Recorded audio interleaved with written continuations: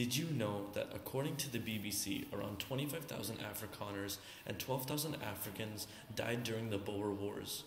Did you know that around 111,000, including civilians, have died during the Afghanistan War?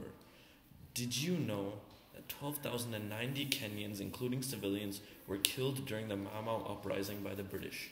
You may be wondering, what is the underlying factor that connects these three statistics? The fact is that in all three case examples, the victims are the losers in the battles they were involved in.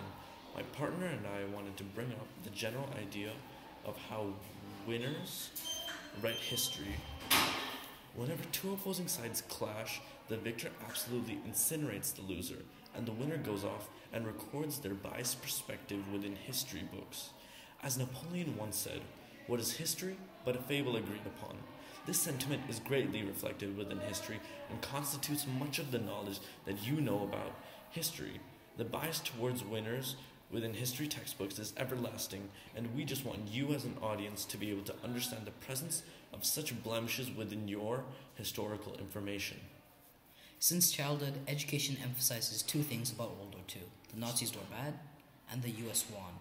Of course, school surfaces on Imperial Japan and Japanese war atrocities, but they never go really in depth.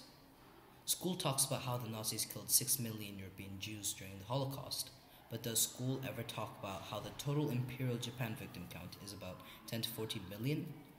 Does school ever teach you about how Imperial Japan committed war atrocities such as mass killings, human experimentation, execution, cannibalism, forced labor, sex slavery, and more?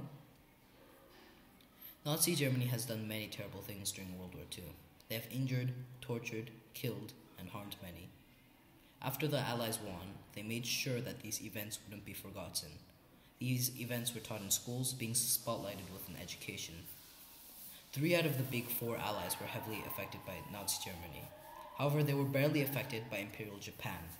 After the war, they didn't care about highlighting Japan's war atrocities. They simply didn't concern them. This is why, in the present day, Japanese war atrocities, although being equal or even worse than Nazi atrocities, aren't as acknowledged. Germany has apologized about their war crimes, while Japan has not. There hasn't been enough international pressure against Japan to make them apologize for atrocities they have committed during World War II. Imperial Japan had enslaved hundreds of thousands of Korean women as sex slaves, or how they like to call it, comfort women. To this day, they have not properly apologized to Korea. The Japanese government is waiting for the surviving comfort women to die out. It is rather sad and unfortunate to see the survivors of Japan's atrocities pass away before receiving a proper apology. All they want is a simple acknowledgement of their pain and suffering, a show of remorse of the past, but there's not enough pressure for the Japanese government to admit their wrongdoings. This cycle of a biased history has negatively impacted many. This is due to the fact that in general, the atrocities that the loser experiences are forgotten and ignored because of their lack of a voice. They rarely are able to tell their stories as they are oppressed by the victor in all ways.